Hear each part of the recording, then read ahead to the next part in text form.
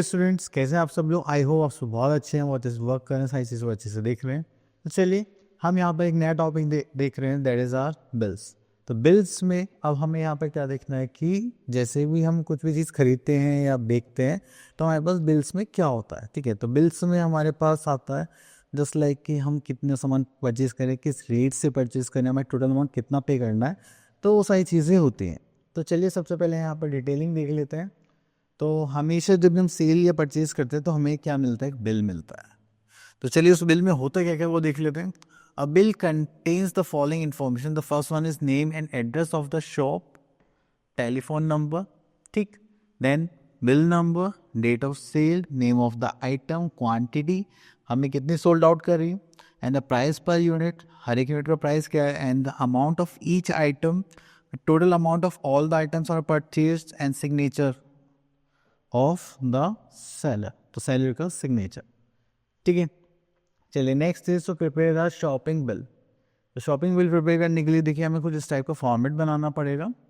तो यहाँ पर हम देख लेते हैं, सबसे पहले हम यहाँ पर शॉप का नाम लिखेंगे, देन उसके बाद bill number, date, and then इनको हम डिवाइड करेंगे 5 पार्ट्स में, serial number, items, quantity, price per unit and total amount. फिर यहाँ पर जाकर हम इसका टोटल कर देंगे जस्ट लाइक दिस। ठीक है, तो इस टाइप का हमारा कुछ फॉर्मेट रहेगा। तो यहाँ पर हमें कुछ क्वेश्चंस के बने हैं, तो यहाँ से क्वेश्चन ले लेते हैं, हम देखते हैं विच वन। तो यहाँ पर पॉड फॉर्म, बिग बाजार, चलिए छोटा सा ये ले लेते हैं, तो ये थोड़ा कन्वीनियंट भी होगा करने का। ओके, तो यहाँ पर हमें अब अभी provision so sold the following items to Mrs Sharma. Okay, तो यहाँ पर हमने देख लिया। चलिए तो हमने क्या सोल्ड करा? Rice, sugar, floor and pulses. Prepare a bill of the above items if Mrs. Sharma gave a 500 rupees note, and how much money did she get back? Okay. तो चलिए इसके लिए हम थोड़ा सा फॉर्मेट ये ले लेते हैं, क्योंकि हमें यहाँ पे लाइन्स ड्रॉ करनी है तो थोड़ा इजी होगा हमारे लिए। तो चलिए, तो सबसे पहले हम यहाँ पे शॉप का नाम लिख लेते हैं, दैट इज अभी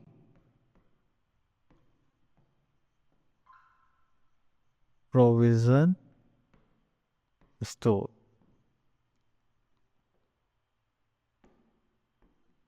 ठीक है, देन उसके बाद आता है हमारे पास बिल नंबर।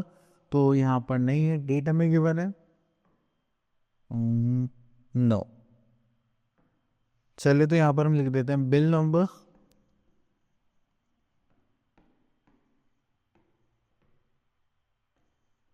ठीक है, एंड यहाँ पर लिख देते हैं हम डेट।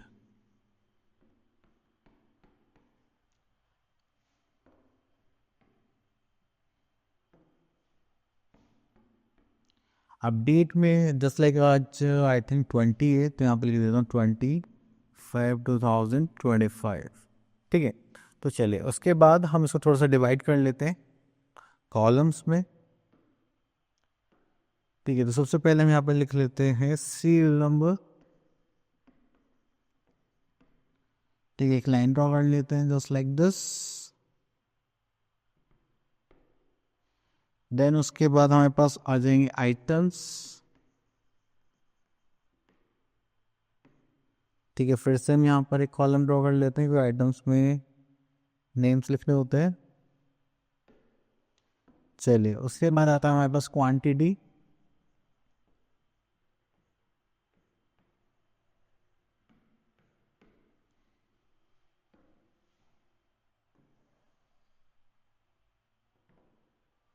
देन उसके बाद आता है हमारे पास प्राइस।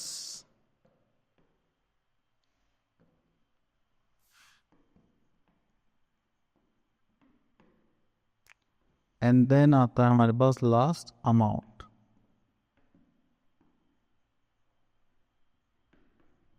ठीक है, तो इसका प्राइस पर यूनिट लिख लेते हैं।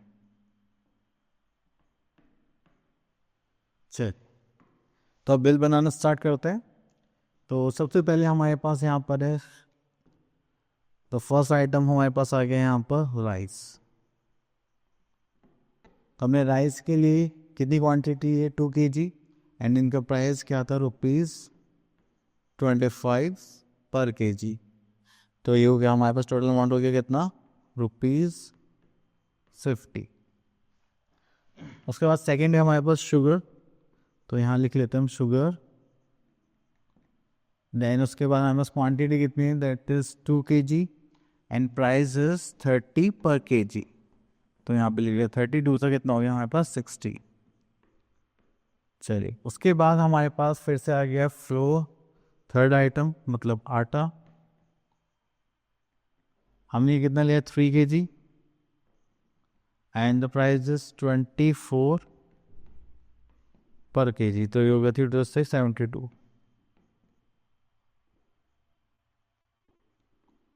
ठीक है, चलिए next is fourth item, that is 500 gram pulse. तो यहाँ पे हमने दाल ली है, चलिए यहाँ लिख लेते हैं पल्स एंड कितना है 500 ग्राम। तो यहाँ पर केजीज में लिख लेते हैं हम, क्योंकि यूनिट अलग हुई तो वो भी मेंशन करना पड़ेगा। ठीक है, तो यहाँ पर आ जाएगा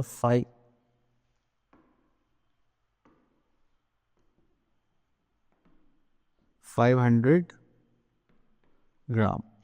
तो हाँ 1 kg का जो प्राइस है वो कितना है 100। तो यहाँ पे लिख लेते हैं 100 रुपीज़ पर kg। तो कितना हो गया, आधे किलो का और मतलब हाफ किलोग्राम का मतलब हो जाएगा, ये हो जाएगा 50। ठीक है, तो चलिए सॉरी, इतना करने के बाद अब हमें यहाँ पर क्या करना है, टोटल करना है। तो हम यहाँ पर ऐसे लाइन ड्रॉ कर लेते हैं एंड यहाँ पर लिखते हैं हम टोटल।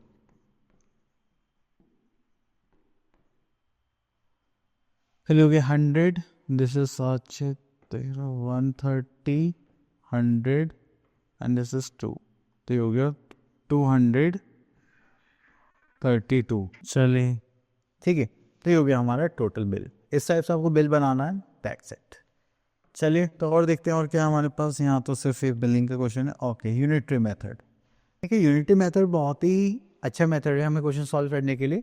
अब जस्ट लाइक अगर आपको मैं बोलूँ कि आपके पास 50 रुपीज़ है एंड इसमें आप 5 चॉकलेट्स खरीद सकते हैं, तो एक चॉकलेट की कॉस्ट बताइए, तो आप क्या करेंगे 50/5 दैट इज 10। तो एक की कितने हो गए 10। तो अब आप मैं पूछूंगा बता 2 चॉकलेट्स के प्राइस कितने होगा, आप बोलोगे सर 20। तो ये होता है कि पहले हम एक के प्राइस निकालेंगे, देन उसके बाद जो भी अमाउंट बचेगा उसको हम इधर उधर लिखेंगे। ठीक है, तो चलिए यहाँ पर देखते हैं आगे इसके कुछ क्वेश्चंस। तो this is 11.2, which one D is better. अब 2 बेड्स फॉर 4,200, 5 बेड्स फॉर 9,500। तो अब देखिए यहाँ पर थोड़ा कंफ्यूजन है कौन सा अच्छा लग रहा है। तो मुझे तो यही वाला अच्छा लग रहा है क्योंकि 5 बेड्स मिल रहे हैं 9,500 में।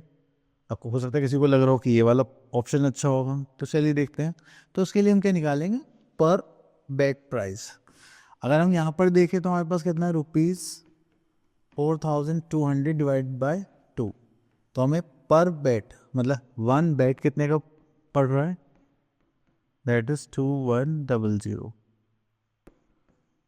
ठीक, देन उसके बाद यहाँ पर हमारे पास जो बेड है वो कितना है 9,500 का।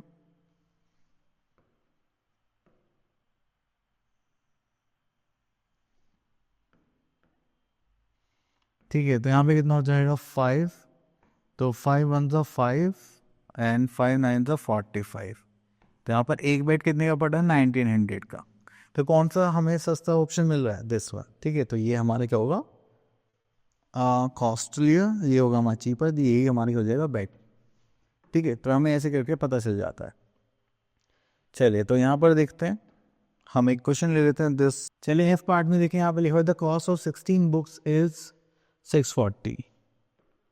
तो चलिए यहाँ पर आ गया हमारे पास, देखिए यहाँ पे हमें 16 बुक्स की जो कॉस्ट है गिवन है 640 एंड हमसे कितनी बुक्स की कॉस्ट पूछी गई है, दैट इज 9 बुक्स की। तो हम यहाँ पे क्या करेंगे, कुछ सॉल्यूशन करते हैं। तो चलिए यहाँ पर हम कर लेते हैं स्टेटमेंट से start. At is cost of 16 books that is ₹640। Clear. अब हमें क्या निकालना है, सबसे पहले निकालेंगे कॉस्ट ऑफ 1 बुक। तो उसके लिए हम यहाँ पर स्टेटमेंट लिखते हैं cost of 1 book that is ₹640 divided by 16, 16 four से कितना होता है 64, दिस इज 40।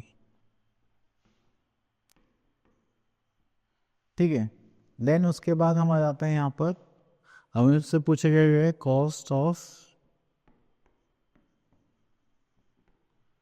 9 बुक्स। अगर इसको करेंगे तो हमारे पास 40 इंटू 9, 9 फोर जो 36, this is 360 and that is rupees. तो ये हो गया 360 रुपीज। चलिए, तो इसी टाइप के सारे क्वेश्चन हैं आप लोगों को सॉल्व करने हैं एंड हमारा टॉपिक भी फिनिश हो गया। आई होप आपको ये दोनों कॉन्सेप्ट्स क्लियर हो गए होंगे। तो अब हम मिलते हैं नेक्स्ट वीडियो में, तब तक के लिए ऑल द बेस्ट।